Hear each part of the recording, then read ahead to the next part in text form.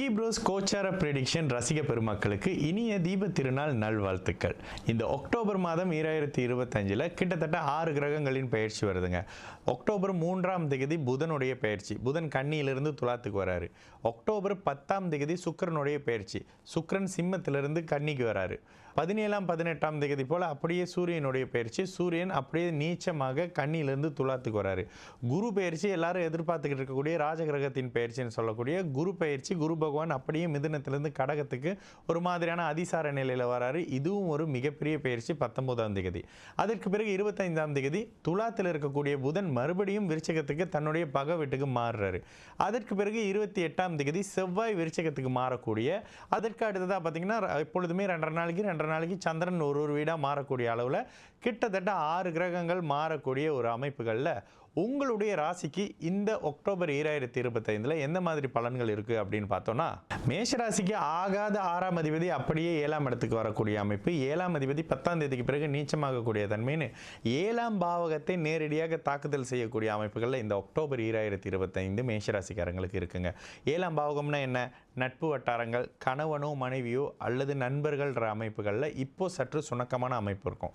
கணவன் மனைவி உறவுகளில் தசாபுத்தி அமைப்புகள் ஒத்துழைக்காத சிலருக்கு இந்த இடத்துல சில பிரிவுகள் அமைப்புகள் இருக்கும். எந்த மாதிரியான பிரிவுகள்ன்றது உங்களுடைய ஜனனகால ஜாதகத்தின் அடிப்படையில் இருக்குங்க. ஆனாலும் 7ஆம் பாவகாதிபதி அந்த வீட்டுக்கு 12ல் மறைஞ்சி சனியின் பார்வையில் நீச்சமாக ஸ்தான பலத்தை இழந்து 7ஆம் இடத்துல உங்களுக்கு 6ஆம் அதிபதி வர்றது அப்படி பெரிய சாதகமான நிலை இல்லை. அப்போ என்ன, இந்த மாதத்தில் கொஞ்சம் கணவனோடையோ மனைவியோடையோ ஒரு மாதிரியான பேச்சுவார்த்தை அமைப்புகள், கொஞ்சம் வாக்குகள், கொஞ்சம் வார்த்தைகள் தடிமனாக வரும். ஏற்கனவே ராசியை வர செவ்வாய் பார்க்குறாரு, எடுத்தோம் கவுத்தோன்னு சில விஷயங்களை பேசிக்கிட்டு இருப்பீங்க. இந்த தன்மைகள் இருக்கக்கூடிய ஒரு மாதமாக இந்த அக்டோபர் மாதம் இருக்கும். இது சிலருக்கு நண்பர்களோடையும் வரும். நண்பரோட விரோதம் வருதுங்க, இப்போல்லாம் இந்த மாதிரி இல்லைங்க, நான் என்ன பேசினாலும் கோவிச்சுக்கிறாங்க அப்படின்ற மாதிரி தன்மை இருக்கும். 19ஆம் தேதிக்கு பிறகு நடக்கக்கூடிய குரு பயிற்சி மிகப்பெரிய அளவில் 8-12ஆம் பாவகத்தை சுபத்துவப்படுத்தி வெளிநாடு வெளி மாநில அமைப்புகளில் வேலை வாய்ப்பு அமைப்பு இருக்குங்க. சில நான் இங்கே சிங்கப்பூர் போகிறேங்க, நான் ஆஸ்திரேலியா போகிறேங்க, கனடா போகிறேன்னு சொல்லக்கூடிய மேஷராசிக்காரர்களுக்கு கதவுகள் அப்படியே திறக்கக்கூடிய அமைப்புகள் இந்த 8-12 சுபத்துவ அமைப்புங்க.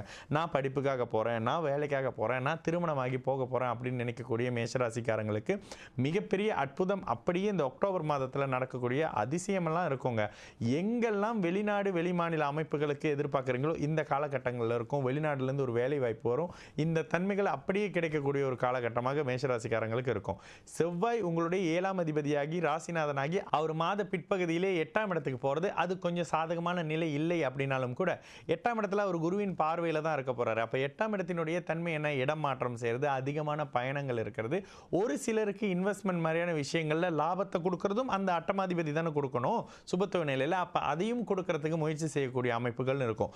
உங்களுடைய ஜனனகால ஜாதகத்தில் ஷேர் மார்க்கெட் ட்ரேடிங் மாதிரியான அமைப்புகளில் உங்களுக்கு இன்வெஸ்ட்மெண்ட் எதுவும் பண்ணக்கூடிய அமைப்புகள் இருக்குது. அதில் லாபம் வரக்கூடிய தன்மை இருக்குன்னா மட்டும் இன்வெஸ்ட்மெண்ட் பண்ணுங்க. இதனை தவிர்த்து பெரிய அகலக்கால் எதுவும் வைக்க தேவையில்லை. குரு உங்களுக்கு விரையாதிபதியாக சில விரயங்களையும் செய்யக்கூடிய தன்மையில் வந்துடுவார். அதனால் கவனமாக இருங்க. ஒட்டுமொத்தமாக மேஷராசிக்கார இளைய பருவத்தினருக்கு மிகப்பெரிய நல்ல தன்மைகளும், இந்த கணவன் மனைவி காதலர்கள் அமைப்புகள் ஒரு சுமாரான தன்மையும் இருக்குங்க.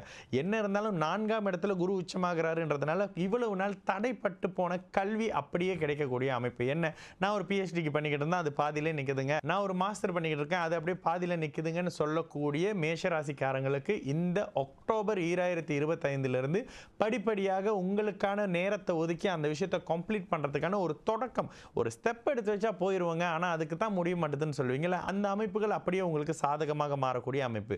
சிலருக்கு வீடு வாகன அமைப்புகளில் சுப கடன் வரக்கூடிய காலகட்டமும் இதே அக்டோபர் மாதம் அப்படின்னு சொல்லலாம். ஒரு வீடு பார்த்துருக்கேங்க, ஒரு வாகனம் மாற்றலான் இருக்கேங்க, ஒரு நல்ல நாள் பெருநாள் வருதுங்க, இந்த மாதத்துலேருந்தே சில விஷயங்களை நான் எனக்கு சாதகமாக பண்ணிக்க போகிறேன், புதிய கமிட்மெண்ட்குள்ளே வர போகிறேன் அப்படின்ற மாதிரியான 4ஆம் பாவகம் தன் சுக பாவகம் இல்லையா, அந்த பாவகத்தினுடைய நல்ல தன்மைகளை சுபர் அமர்ந்தனால அப்படியே எடுத்து கொடுக்கக்கூடிய தன்மைன்னு சொல்லி உங்களுக்கு வீடு வாகனம் சார்ந்த அமைப்பு, மனைவிக்கு தேவையான அமைப்பு, தாயாரோடு இருந்து வந்த கருத்து வேறுபாடுகள் தீரக்கூடிய அமைப்பு, தாயாருடைய ஆரோக்கியம் மேம்படக்கூடிய அமைப்புன்னு சொல்லி மேஷராசிக்காரர்களுக்கு இந்த குரு பயிற்சி மிகப்பெரிய மேன்மைகளை கொடுக்கக்கூடிய அட்டகாசமான ஒரு அமைப்பு. நல்ல வேலை வருமான வாய்ப்புகளை கொடுக்கக்கூடிய ஒரு நல்ல தன்மைங்க.